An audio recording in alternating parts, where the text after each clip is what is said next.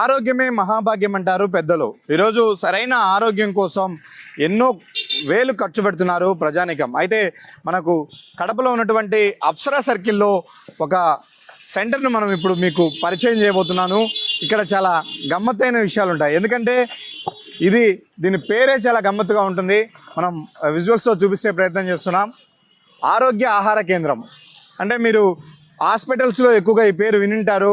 ఆరోగ్య కేంద్రము, ప్రాథమిక ఆరోగ్య కేంద్రము ఇలాంటివి. అయితే ఆహార ఆరోగ్య కేంద్రం పేరు వినడానికి చాలా విచిత్రంగా ఉంది కదా. ఏంటి అసలు? నిజానికి ఇది ఒక హోటల్. ఉదయం టిఫిన్తో పాటు మధ్యాహ్నం లంచ్, సాయంత్రానికి డిన్నర్తో కూడినటువంటి ఫుడ్ అందించే ఒక హోటల్కు అసలు ఇలాంటి పేరు ఎందుకు పెట్టాల్సి వచ్చింది? ఈ హోటల్లో ఏమేమి దొరుకుతాయి అనే విషయాలు ఇప్పుడు మీకు పరిచయం చేయబోతున్నాం. హోటల్ లోపల ఉన్నాం. ఆహార ఆరోగ్య కేంద్రం, దీని నిర్వాహకులు మనతో పాటు ఉన్నారు. కల్లూరి రఘురామరెడ్డి. ఆయన ఏ ఉద్దేశంతో దీన్ని స్థాపించారు, ఎందుకు అలాంటి డిఫరెంట్ పేరు ఎన్నుకోవాల్సి వచ్చిందో ఆయన అడిగి తెలుసుకుందాం. సార్, ఏంటి అసలు ఇది కడపలో కొంతకాలంగా అందరినీ కూడా ఆకట్టుకుంటుంది? యాక్చువల్గా ఏంటంటే ఇది ఆరోగ్యం కోసం స్థాపించిన సంస్థ. చాలామంది నన్ను అడిగేవాళ్ళు, ఇదేమన్నా గవర్నమెంట్ సంస్థనా ఏంటని అడిగేవాళ్ళు. ఎందుకు స్థాపించాల్సి వచ్చిందంటే నా పర్సనల్గా నేను తీసుకుంటే నేను 2009కి ముందు చాలా ఓవర్ వెయిట్ ఉండేవాడిని. అరౌండ్ 132 kg వెయిట్ ఉండేవాడిని. వెయిట్తో పాటు షుగర్ ఉండేది, బీపీ ఉండేది, కొలెస్ట్రాల్, ఎసిడిటీ చాలా అలార్మింగ్ స్టేజ్లో ఉండేటి. దాన్ని బాడీ వెయిట్ తగ్గిస్తే పోతుందనేసి అనుకొని ఉపవాసంతో చేసిన తర్వాత 43 రోజుల్లో 27 kg బరువు తగ్గాను. దాని తర్వాత 113 days ఒంటిపూట భోజనం తినటంతో 52 kg బరువు తగ్గాను. నాకున్న షుగరు, బీపీ, కొలెస్ట్రాల్ అన్నీ ఫస్ట్ 5 రోజుల్లోనే చాలా వరకు నార్మల్ అయిపోయాయి. ఓవర్ కార్బోహైడ్రేట్, తక్కువ పీచు పదార్థం తింటాం. నేను అలాగే అయిపోయాను. షుగర్ వచ్చింది, అన్నీ వచ్చాయి. నేనేమనుకున్నా అంటే ఎప్పుడైతే లావు తగ్గిపోయానో, నాకు జబ్బు తగ్గిపోయిందో, ఎందుకు తగ్గింది అనే దాని మీద స్టడీ చేసినప్పుడు నాకు ఎక్కడ సబ్జెక్టు దొరక్కపోతే ఆయుర్వేదాన్ని గురించి చదివిన తర్వాత నాకు కొంత అర్థమైంది. అప్పటి నుంచి 2009 తర్వాత నేను నేర్చుకున్న సబ్జెక్టును 10 మందితో షేర్ చేసుకునేవాడిని. ఎలా షేర్ చేసుకునేవాడిని అంటే, బస్సులో పోతా ఉంటే నా పక్క సీట్ వాడితో, లేకుంటే నా పక్కన కూర్చున్న వాళ్ళతో మాట్లాడుతూ వచ్చేవాడిని. తర్వాత మీటింగులు, చిన్న మీటింగులు పెట్టేవాడిని. ఇలాగా నార్త్ ఇండియాలో చాలా చోట్ల మీటింగులు పెట్టాను. దాదాపు 500-600 మీటింగ్స్ పెట్టుంటాను. తర్వాత లాస్ట్లో నాకేమనిపించిందంటే, పుట్టిన ఊరికి వెళ్ళాలి అన్న ఉద్దేశంతో 2017లో కడపకు వచ్చి ఇక్కడ క్లాసులు చెప్తుండేవాడిని. ఒక ఆఫీస్ తీసుకొని, ఒక ఇల్లు తీసుకొని ఆ ఇంట్లో ప్రతి ఆదివారం క్లాసులు చెప్పేవాడిని. చెప్తున్నప్పుడు నేను నేర్చుకునేది ఏంటంటే, ఈ చెప్పేదానికి ఏం నేర్చుకున్నాను అంటే, తినే ఆహారమే మనకు మూలము. అందుకనే ఈ సొసైటీకి ఆహారం ద్వారానే సంపూర్ణ ఆరోగ్యమైన ట్యాగ్లైన్ తోటి మేము చెప్తుంటాము. ఇక్కడ ఏ ఫీజులు తీసుకోబడవు. ఈ తినే తిండి ఎలా తినాలి, మీ జబ్బులు ఎలా తగ్గించుకోవాలి, తగ్గించుకోవటం కాదు, పోగొట్టుకోవటం. ఫుడ్తో వచ్చిన జబ్బులను మళ్ళీ ఫుడ్తోనే తగ్గించవచ్చా? ఫుడ్తో వచ్చే జబ్బులు ఏంటంటే, ఈరోజు డయాబెటీస్ అన్నిటికంటే ముఖ్యంగా డయాబెటీస్ అనేది ఫుడ్తోనే వచ్చింది. ఆహారం ఎలా అంటే అలా తినటం వల్ల. బీపీ అలాగే వచ్చింది, ఎక్సర్సైజ్ చేయకుండా పోవటం. తర్వాత డి విటమిన్ డెఫిషియన్సీ తోటి చాలా రకాల జబ్బులన్నీ వచ్చాయి. మిగతావన్నీ థైరాయిడ్ కావచ్చు, ఇవన్నీ వచ్చేసాయి. వాటిని కరెక్ట్గా ఆహారం తీసుకున్నామనేసి అంటే మామూలు అయిపోతాం మళ్ళీ. ఆ ఉద్దేశంతో 2017లో 207 మంది సభ్యులను కలిసి ఈ ట్రస్ట్ని ఏర్పాటు చేస్తాం. ఇక్కడ 207 మంది కడప జిల్లా వాళ్ళే దొరికారు. దాని తర్వాత బయట చేసుకుంటూ ఈరోజు వేలల్లో ఉన్నారు మాకు సభ్యులు. బయట దేశాలకు కూడా చాలా ప్రోడక్ట్లన్నీ పంపిస్తుంటాం. ఇవి తయారు చేసే పద్ధతి ఎలా ఉంటుందంటే, 100 ఏళ్ల క్రితమో 200 ఏళ్ల క్రితమో ఎలా పాత పద్ధతుల ప్రకారం, సాంప్రదాయ పద్ధతులు అంటాం, పాత పద్ధతులు అనకూడదు, సాంప్రదాయ పద్ధతులు, వాటి ప్రకారము మేము ఏ ఆహార పదార్థానైనా మేము తయారు చేస్తుంటాం. అవి తింటము అనేది అది జబ్బుకి ఒక మందులాగా. మెడికల్ షాప్ ఉంటుంది. మెడికల్ షాప్లో ఏంటి, వచ్చే జబ్బులకు ట్రీట్మెంట్ ఇస్తారు, మెడిసిన్స్ ఇస్తుంటారు మెడికల్ షాప్లో. కానీ మా దగ్గర ఏంటంటే మెడిసిన్స్ అంటే ఓన్లీ తినే ఆహార పదార్థాలు మాత్రమే. ప్రతిదీ ఒక మెడిసిన్ లాగా పనిచేస్తుంది. అదే చెప్తుంటాం మేము. ఆయుర్వేదం కూడా కలిసి ఉంటుంది. ఒకనొకప్పుడు ఏంటంటే మనం తినే ఆహారం అంటే 72 రకాల మసాలా దినుసులు మన ఇళ్లలో ఉండేవి. అవన్నీ వదిలేసి ఈరోజు గరం మసాలాని తయారు చేసేవాడు ఇష్టం. ఏ మందులో కలుపుతాడో వాడికే తెలియదు. అవి తినడం మొదలుపెట్టిన తర్వాత మనకు చాలా వరకు జబ్బులు రావటం మొదలయ్యాయి. ఎసిడిటీ ఉంది. ఎసిడిటీ చాలా ఇబ్బంది పడతారు అందరూ, ప్రతి ఒక్కళ్ళు. ఆ ఎసిడిటీకి మన ఇంట్లో ఉండే జీలకర్ర, సోంపు, వాము, చాలు, ధనియాల పౌడర్, ఇవి కలిపి తింటుంటే ఎసిటీ ప్రాబ్లమే ఉండదు. డాక్టర్ దగ్గరికి వెళ్తాం, ప్రతిరోజు టాబ్లెట్ వేస్తాం, అది ఆ టాబ్లెట్ వేసుకుంటే క్యాన్సర్ వస్తుంటుంది, ఇవన్నీ ఉంటాయి. ఆ ఉద్దేశంతో ఇక్కడ ప్రతిరోజు మేము వంటలు చేయించి హోటల్లో ఫుడ్ దగ్గర నుంచి ఇచ్చే ఛాయ్ కూడా మేము డిఫరెంట్ ఉంటుంది. మా దగ్గర ఇచ్చే ఛాయ్ తాగితే బయట ఛాయ్ ఎక్కడైనా కూడా మీరు చూడొచ్చు, 2 సార్లు తాగామంటే ఆకలి కాదు. మా దగ్గర ఎన్నిసార్లు తాగినా ఆకలి అవుతుంది బాగా ఎక్కువ. టీ తాగామంటే ఆకలి ఎక్కువ అవుతుంది. అట్లా మీ ఫుడ్ ఐటమ్స్ ఇక్కడ ఉంటాయి, అవి ఏ ఏ పదార్థాలతో తయారు చేస్తారు? ఓకే, మిల్లెట్స్ తోటే ఉంటాయి మేజర్గా మిల్లెట్స్ తోటే ఉంటాయి. కాకపోతే టీ కడపలో చాలా ఎక్కువ మంది అవుతుంటారు. టీ కోసం మేము పూర్తిగా ఆర్గానిక్ బెల్లంతోనే తయారు చేస్తాము. తర్వాత రాగి మాల్ట్ చేస్తాము. రాగి మాల్ట్ ఏంటంటే మా దగ్గర స్పెషల్గా ఇది ఒక బ్రాండ్ లాగా తయారు చేస్తాం రాగి మాల్ట్ని. దాని తర్వాత కాఫీ ఉంటుంది, ఆర్గానిక్ కాఫీనే ఉంటుంది. దాని తర్వాత బూస్ట్ దగ్గర నుంచి ప్రతిదీ ఇస్తాం మేము. మా దగ్గర మేజర్ ఏంటంటే కషాయాలు పెడతాం మేము. ఒక 21 రకాల కషాయాలు ఉంటాయి. ఆ 21 రకాల కషాయాలు చాలా రకాల జబ్బులకి ఆ కషాయాన్ని కూడా మేము అందజేస్తుంటాం. ఎవరైనా నా దగ్గరకు వచ్చి సార్ ఏ కషాయం తాగాలంటే నేను చెప్తుంటాను. ఎవరైనా జబ్బు ఉందనేసి వస్తే వాళ్ళ కషాయాలు రెగ్యులర్గా తాగమని చెప్తుంటాను. అట్లాగే వెజిటబుల్ జ్యూస్లు ఉంటాయి. బుడిద గుమ్మడికాయ దగ్గర నుంచి ఏదైనా వెజిటబుల్ తోటి మా దగ్గర కోల్డ్ ప్రెస్డ్ అంటే నార్మల్గా మిక్సీలో వేసి మనం జ్యూసులు తయారు చేసామంటే ఆక్సిడైజ్ అయిపోతుంది. ఆక్సిడైజ్ అయిపోవటంతో మనకు విటమిన్స్ ఇవన్నీ మన శరీరానికి అందవు. విటమిన్స్ ఎన్ని శరీరానికి అందకుండా ఉంటాయి. కానీ మా దగ్గర కోల్డ్ ప్రెస్డ్ జ్యూసర్ కడప కాదు, రాయలసీమలోనే ఫస్ట్ టైం తీసుకొచ్చాము మేము. కోల్డ్ ప్రెస్డ్ అంటే చెరుకు గానుగలో చెరుకు పెడితే రసం ఎట్లా వస్తుందో ఇందులో వెజిటబుల్స్ పెట్టామంటే జ్యూస్ బయటకు వచ్చేస్తుంది. అంటే అది ఆక్సీకరణ చెందకుండా ఉంటుంది. అందువల్ల ఆరోగ్యానికి ప్రతిదీ చాలా గొప్పగా ఉండేటట్టు మేము తయారు చేస్తాం. సార్, మీరు మార్నింగ్ నుంచి ఈవినింగ్ వరకు కూడా అన్ని మిల్లెట్స్తో దొరికేటువంటి తినుబండారాలనే ఇక్కడ పెడతారు. అంటే మనం పూర్వము సజ్జ, రాగిలు, కొర్రలు తినేవాళ్ళం అంటారు. బట్ ఈ కాలంలో ఆ ఫుడ్ పెడితే తినడానికి కూడా చాలామంది ఇష్టపడరు. మరి మీ బిజినెస్ ఎలా ఉంది ఇవన్నీ పెడితే? నేను మొదలుపెట్టినప్పుడు కొనటానికే ఇబ్బంది పడేవాళ్ళు. చెప్పడం మొదలుపెట్టాము. అన్నిటికంటే ముఖ్యం ఏంటంటే ఫస్ట్ ఒక్కటి చెప్తాను నేను, సద్దన్నం. రాత్రి పూర్వకాలంలో ఎలా ఉండేదంటే అమ్మవారు పోస్తే ఏం చేసేవాళ్ళు, చల్ల పోసేవాళ్ళు. గుళ్ళ దగ్గర కూర్చొని చల్ల తాగించేవాళ్ళు చిన్నపిల్లలకి. ఆ చల్ల తాగుతూ ఉంటే దాంట్లో ఆ చల్లలో ప్రోబయాటిక్స్ అని ఒక బ్యాక్టీరియా ఉంటుంది. రాత్రి నీళ్ళలో నానబెడతారు, పొద్దున్నే మజ్జిగ కలిపేసి ఇస్తారు. ఆ ప్రోబయాటిక్స్ డెవలప్ అయిన తర్వాత మనకు చాలా వరకు ఇమ్యూనిటీ లెవెల్ ఎంత గొప్పగా పెరుగుతుందంటే అంత గొప్పగా పెరుగుతుంది. పూర్వకాలంలో వచ్చిన అమ్మవారికి చల్లొక్కటే చాలు, అదొక యాంటీబయాటిక్ లాగా పనిచేస్తుంది. ఇప్పుడు నేను అదే చెప్తాను, సద్దన్నం అంటే ఎలా చేసుకోవాలంటే ఊరికేదో మిగిలిపోయింది పొద్దున్నే పెరిగేసుకొని తింటాం కాదు. రాత్రి అన్నంలో కొర్రలు, సామలు, అరికెలు, ఊదలు, సామలు, అండుకొర్రలు ఇట్లాంటివి రకరకాలు ఉంటాయి. వాటిని అన్నం తయారు చేసుకొని చల్లారిన తర్వాత పాలు పోసి తోడు పెట్టేసి పొద్దున్నే ఉల్లిగడ్డను ముక్కలు కోయకుండా పెరుగన్నం అది పెరుగన్నంలాగా తయారైపోయి ఉంటుంది. అది తినగలిగితే నేను ఒకటి చెప్తాను, కడప జిల్లాలో ఉండే 48 లక్షల మందికి రోజు ఈ సద్దన్నం తినగలిగితే వాళ్ళకు జబ్బులే రావు అసలు. అంటే బ్యాక్టీరియా ద్వారా కావచ్చు, వైరస్ ద్వారా కావచ్చు, లేదంటే ఫంగల్ ద్వారా వచ్చే జబ్బులే ఉండవు అనేసి అంటే అసలు ఎంత ఆరోగ్యంగా ఉంటామో ఒకటి గుర్తుపెట్టుకోండి. ఈరోజు చిన్న పిల్లలకు ఇమ్యూనిటీ లెవెల్స్ ఉండవు. కారణం ఏంటంటే వాళ్ళు తినే చాక్లెట్, బిస్కెట్ ఇవన్నీ.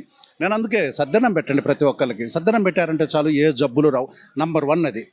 తర్వాత మేము మిల్లెట్స్ తోటే ఎందుకు తయారు చేస్తామనేసి అంటే ఒక్కసారి తిన్నా కూడా ఎక్కువసేపు ఆకలి కాదు. కారణం ఫైబర్ ఎక్కువ ఉంటుంది కాబట్టి. ఇక్కడ మేము తయారు చేసేటివి అవి కూడా చూపిస్తాను మీకు. నేను ఏమేమి ఎట్లా తయారు చేస్తారన్నీ చూపిస్తాను. రాబోయే రోజుల్లో మీరు పర్మిట్ చేస్తే నేను ఏ వంట ఎలా తయారు చేసుకోవాలి, ఇప్పుడు యూట్యూబ్లో ఎన్ని వచ్చిన తర్వాత ఇంట్లో కూర్చొని టైంపాస్ కింద ఏదో ఒక వంట తయారు చేసి అది ఎందుకు పనికి రాకుండా తయారు చేస్తున్నారు. మన దగ్గర అట్లా కాదు, సాంప్రదాయం ప్రకారము ఏది ఎందుకు తినాలి అనే దాన్ని బట్టి నేను వంటలు కూడా చెప్తా వస్తాను. మీరు కొంత నాలెడ్జ్ తెలుసుకున్నారు, మీరు ప్రాక్టికల్గా బరువు తగ్గడం నుంచి మీకు ఈ ఆలోచన మొదలైంది. దీన్ని ఒక హోటల్ లాగా ఎస్టాబ్లిష్ చేయాలి, ఈ ఫుడ్ ఇక్కడ అందరికీ అందించాలి. దీని వెనుక మీ ఆలోచన ఏంటంటే ఏం చెప్తారు? మొట్టమొదట్లో ఏంటంటే మిల్లెట్స్ ఎవరు తినేవాళ్ళు కాదు. అబ్బా మాకు అన్నం జీర్ణం అవ్వదు అది అనేవాళ్ళు. నేనేమనుకున్నా అంటే ముందు వీళ్ళకు టేస్ట్ చేద్దాం. 6 నెలల పాటు భార్యాభర్తలు ఎవరైతే నా దగ్గరికి వస్తే నేను వంట తయారు చేసి వాళ్ళకి పెట్టేవాడిని. ఇది బాగుందా లేదా మీరు చూడండి, బాగుందంటే మీ ఇంట్లో తయారు చేసుకోండి. ఇది తినడం వల్ల 2 పూటలే ఆకలి అవుతుంది. 2 పూటలు తినగలిగితే మామూలుగా భోజనాన్ని ఎట్లా చెప్తారంటే పూర్వకాలంలో వేదాల్లో ఏకభుక్త మహాయోగి, ఒక్కసారి తినేవాడు యోగి అవుతాడు. 2 ద్విభుక్త మహాభోగి అంటే ఆరోగ్యవంతుడు. చాలా ఆరోగ్యంగా ఉంటాడు. 2 సార్లు తినాలి. త్రిభుక్త మహారోగి. కానీ ఈరోజు మనం చేసేది ఏంటంటే 3 సార్లు తింటే మహారోగి అన్నాం, కానీ మనం బహుభుక్తలం. ఎన్నిసార్లు తింటామో ఉదయాన్ని సాయంకాలం దాకా లెక్క లేకుండా తింటుంటాం, తాగుతుంటాం. అందుకని మనకు జబ్బులు వస్తున్నాయి. మిల్లెట్స్ తినగలిగితే మీకు ఉదయం నుంచి సాయంకాలం దాకా ఆకలి కాదు. అందుకే నేను ఒకటే చెప్తాను, ఉదయం 10 గంటలకు తినండి, సాయంకాలం 6 గంటలకు తినండి, మీకు ఏ జబ్బు రాదు. కాకపోతే మిల్లెట్స్తో తినాలి. ఎందుకు తినాలి అంటే ఆకలి ఎక్కువసేపు అవ్వకుండా స్లోగా గ్లూకోజ్ని రిలీజ్ చేసుకుంటుంది. చేసినప్పుడు మనకు ఆరోగ్య సమస్యలు అన్నిటికీ రాకుండా ఉంటాయి. ఫస్ట్ మీరు ఎక్స్పెక్ట్ చేసింది ఇవి తినడానికి కూడా చాలామంది ఇష్టపడరు. ఇప్పుడు ఎలా ఉంది రాను రాను ఇక్కడికి వచ్చేటువంటి కస్టమర్లు కానీ వాళ్ళ ఫీలింగ్ ఎలా ఉంది, ఏంటి ఫైనల్గా? ఈరోజు నమ్మకం ఏంటంటే, నాకు ఒక నమ్మకం 2 చేతులు ఎత్తి నాకు నమస్కారం పెట్టుకుంటూ వచ్చి, సార్ నేను బాగున్నాను, మోకాళ్ళ నొప్పులు తగ్గినాయి, నేను చెప్పిన ప్రకారం చేస్తే అనేసి చెప్తా ఉంటే నాకు ఎంత ఆనందం ఉంటుందంటే, షుగర్ తగ్గింది. డయాలసిస్ పేషెంట్లు డయాలసిస్ నాకు ఇంతకుముందు వారంలో 2 సార్లు 3 సార్లు చేసేవాళ్ళు, ఇప్పుడు నెలకు 2 సార్లు 3 సార్లు చేయించుకుంటున్నానంటే చాలా గొప్పగా అనిపిస్తుంది నాకు. ఆ ఫీలింగ్ దేంతో రాదు. రీసెంట్గా ఒక లేడీ వచ్చారు నా దగ్గరికి. ఆమెకు డయాలసిస్ వారంలో 2 సార్లు చేయాల్సి వచ్చేది. మంచంలో ఉండేది, ఆమె మంచంలో ఉండేది. ఆవిడ నేను వంట చేసుకొని నీకు పాయసం చేసుకొని తీసుకొని వచ్చాను అనేసి అంటే నాకు ఎంత గొప్పగా అనిపించిందంటే, ఆమె ఏడుస్తుంటే నాకు అల్లంబడి కూడా నీళ్ళు వచ్చాయి. వాళ్ళకి మీరు ఏం చేశారు ఇక్కడ, ఏం వైద్యం చేశారు? తినే ఆహారం కరెక్ట్గా తినండి, జావలు తయారు చేసుకొని తినండి, ఆటోమేటిక్గా బాగా అయిపోతారు. అందులో ఆయుర్వేద మందు కూడా ఉంటుంది. కిడ్నీస్ని డెవలప్ చేయడానికి కొద్దిగా అటిక మామిడాకు లేకపోతే రణపాల ఇటువంటి ఆకులు ఇస్తాము. వాటి కషాయం చేసుకొని తాగమని చెప్తాను. అది ధరలు ఎలా ఉంటాయి? ఎందుకంటే ఇవి బయట ఎక్కడంటే అక్కడ దొరకడం లేదు ఇప్పుడు. ఓకే, ధరలంటే నేను నా దగ్గర ఉండే ఐటమ్స్ ఏది కూడా మహా అంటే, ఇది ఒక సొసైటీ లాగా ఏర్పాటు చేశాం కాబట్టి, ట్రస్ట్ కాబట్టి ప్రాఫిట్స్ అనేటివి ఎవరు తీసుకోరు. నేను మా ఇంటికి ఏదైనా ప్రోడక్ట్ తీసుకెళ్లాలన్నా కూడా డబ్బులు ఇచ్చేసే తీసుకెళ్తాను. నేను ఫ్రీ సర్వీస్ చేస్తుంటాను పూర్తిగా. ఈరోజు ఏంటంటే మా దగ్గర రేట్లు బజార్లో కంటే ఉంటే ఒక 5 నుంచి 10% ఎక్కువ ఉండొచ్చు, అంతకంటే డిఫరెన్స్ ఏముండదు. కొందరు అంటుంటారు, సార్ బజార్లోనే ఎక్కువ ఉన్నాయి మీకంటే అనేసి. ఉండొచ్చు, ఎందుకంటే నేను ఎప్పుడో ముందు కొని పెట్టుంటాము, అప్పుడు ఏ రోజు ఆ రోజు కొనము. నిన్నటి దాకా అండుకూరలు నేను 150 అమ్మేవాడిని, బజార్లో 250 అమ్ముతున్నప్పుడు కూడా. ఈరోజు అంటే నా దగ్గర కూడా పాత స్టాక్ అయిపోయింది కాబట్టి నేను బజార్లో కొని బజార్ రేటే అమ్మాల్సి వస్తుంది. ఇట్లాగా మాది పాత రేటు ఉంటే పాత రేటు ప్రకారమే అమ్ముతాము, కొత్తది రేటు వచ్చిందంటే కొత్త ప్రకారం అమ్ముతాం. బజార్ కంటే మా దగ్గర పెద్ద ఎక్కువ వేరియన్స్ ఏమి ఉండదు, 5 to 10% మ్యాక్సిమం వేరియన్స్ ఉంటుంది. కాకపోతే మా దగ్గర ఉండేటి ఏది కూడా మిల్లెట్స్తో తయారైనవి మాత్రమే ఉంటాయి. అవి కూడా చూపిస్తాను లోపల మీకు. మీ దగ్గర ఎన్ని చిరుధాన్యాలు తృణధాన్యాలు ఉంటాయి, ఎన్ని రకాల వంటకాలు చేస్తారు వాటితో? దాదాపు 19 రకాలతోటి మేము అన్నీ చేస్తుంటాం. తృణధాన్యాలు మామూలుగా 13 రకాలు ఉంటాయి. తృణధాన్యాలు ఏవైనా కూడా ఆ 13 రకాల్లో వాటితోటి వంటలు అన్నీ తయారు చేస్తున్నాం. అవేంటంటే కొర్రలు, సామలు, అరికలు, ఊదలు, అండుకొర్రలు, క్వినోవా, దాని తర్వాత జొన్నలు, సజ్జలు, రాగులు, మొక్కజొన్నలు, ఇట్లా అన్ని రకాలు. ఈవెన్ బియ్యం కూడా వాడతాము. కాకపోతే ఏంటంటే ఆ బియ్యం బ్రౌన్ రైస్ మాత్రమే ఉంటుంది, దంపుడు బియ్యము, దట్టు ఓల్డ్ వెరైటీస్, తోకవడ్లు, ఇట్లా పాతకాలంలో ఒక 50-100 ఏళ్ల క్రితం ఎటువంటివి దొరికాయో అటువంటి వాటితో వాడుతుంటాం. దాదాపు బియ్యం మా దగ్గర 11 రకాల బియ్యం కూడా ఉంటాయి, అన్నీ అన్పాలిష్తో ఉంటాయి. ఆ బియ్యము వాటిలో ఫైబర్ కంటెంట్ కూడా ఎక్కువ ఉంటుంది. మామూలుగా ఈరోజు బజార్లో దొరికే బియ్యము 0.2%, అంటే ఆ బియ్యం ఓన్లీ మనము గ్లూకోజ్ ముద్దను తిన్నట్టే ఉంటుంది అది. ఆ బియ్యము మా దగ్గర అన్నీ అన్పాలిష్డ్ పాతకాలంలో పండేటివి ఉంటాయంటే అందులో ఫైబర్ కూడా ఎక్కువ ఉంటుంది. బ్లాక్ రైస్ ఉంటాయి మా దగ్గర, రెడ్ రైస్ ఉంటాయి, నవారా రైస్ ఉంటాయి, ఇట్లా రైస్లో 11 రకాలు అమ్ముతాము. వీటన్నిటిని ఏ విధంగా సేకరిస్తారు, ఎక్కడెక్కడి నుంచి తెప్పిస్తారంటే? నాకు ఒక అదృష్టం ఏంటంటే, నేను ఉద్యోగం చేసి దాదాపు 9 స్టేట్లు నేను చూస్తూ ఉంటాయి. మహారాష్ట్ర, మధ్యప్రదేశ్, ఛత్తీస్గఢ్, గుజరాత్, రాజస్థాన్, పార్ట్ ఆఫ్ కర్ణాటక, ఉత్తరప్రదేశ్, ఇవన్నీ నేను చూస్తూ ఉండేవాడిని. అక్కడ నాకు ఎక్కడ ఏది మంచిది దొరుకుతుందని నాకు ఒక్కసారి తెలిసిపోయిన తర్వాత ఎక్కడ సోర్స్ ఉంది అవన్నీ కనుక్కోగలిగాను, వాటి నుంచి తెప్పించుకుంటుంటాం. దాదాపు చెప్పాలంటే కొన్ని ప్రోడక్ట్లు మా దగ్గరకు వచ్చిన తర్వాత వచ్చే ప్రాఫిట్ కంటే ట్రాన్స్పోర్ట్ ఎక్కువ పెట్టుంటాం. అందుకని అందరి దగ్గర ఇవి దొరకవు. నేనేమి ఇక్కడ హోల్సేల్ అమ్మటం ఉండదు, రిటైల్ కౌంటర్ మాత్రమే ఉంటుంది. వచ్చిన వాళ్ళకు ఎలా వాడాల్సింది నేర్పించిన తర్వాతే అమ్ముతాం. సార్ ఇంకోటి, ఈరోజు చాలామంది కూడా ఇటువైపు వస్తున్నారు, వీటిని తినాలి, ఇందులో ఆరోగ్యం ఉంది, మన ఫుడ్ హ్యాబిటీస్ మారడం వల్లే అనారోగ్య సమస్యలు వస్తున్నాయనేది అందరూ గ్రహిస్తున్నారు. అయితే అంత మేరకు ఇవి లభిస్తున్నాయా మార్కెట్లో? ఈ విప్లవమే వచ్చి అందరికీ నాలెడ్జే వచ్చి ఇవే తినాలని ఆశపడితే అంత మేరకు దొరుకుతున్నాయంటారా? రైతులు వస్తుంటారు నా దగ్గరికి, రైతులు వచ్చి ఏం చెప్తారంటే, సార్ ఇది కొనేవాళ్ళు లేరు, నేను పండించాను కొనేవాళ్ళు లేరు అంటారు. మీ ఇంట్లో నువ్వు తింటున్నావా అని అడుగుతాను నేను. అని అంటే నేను తింటలేదు సార్ అంటే, ఫస్ట్ మనం తింటం నేర్చుకోండి, నేను కూడా రైతు బిడ్డనే, మనం తిందాం ముందు, 10 మందికి తినేటట్టు చేద్దాం. ఈరోజు తినేవాళ్ళు చాలామంది తయారైపోయారు. నాకు తెలిసినంత వరకు కడప జిల్లాలో నేను సద్దన్నాన్ని గురించి దాదాపు 1 లక్ష నుంచి 2 లక్షల లీఫ్లెట్స్ వేయించాను, పాంప్లెట్స్ వేయించి పంచి ఉంటాను. ఈరోజు 5 నుంచి 10% జనాలు టిఫిన్లు తింటాం మానేసి సద్దన్నం తింటాం మొదలుపెట్టారు. రీసెంట్గా యూట్యూబ్లోనే ఎక్కడో నేను చూశాను, 800 రూపాయలు సద్దన్నము 5 స్టార్ హోటల్స్లో తీసుకుంటున్నారనేసి. మా దగ్గర అయితే మేము 40 రూపాయలకే పెడతాం సద్దన్నము, అది కూడా మిల్లెట్స్తో చేసిందే, కడుపు నిండా తినేటట్టు పెడతాం. ఓకే, ఇవి దొరకటము అనేది అంటే మన దగ్గర నుంచి డిమాండ్ ఉందనుకోండి, ఆటోమేటిక్గా రైతులు పండిస్తారు. ఎక్కువ రోజులు ఏం పట్టదు ఇది, 90 రోజులు ఏంటి, కొరలు అయితే 70 రోజుల్లోనే పంట వస్తుంది, అండుకొరలు 75 రోజుల్లో పంట వస్తుంది. అదే బియ్యం పండించాలంటే 150 రోజులు అవుతుంది. ఇది డిమాండ్, జనాలు అడుగుతున్నారు అంటే పంట అనేది చాలా ఎక్కువ కాదు, సంవత్సరానికి 3 సార్లు పండించవచ్చు కాదు, 4 సార్లు పండించవచ్చు. కారణం 75 రోజుల్లో పంట వస్తుంది కాబట్టి 300 రోజుల్లో 4 పంటలు పండించవచ్చు.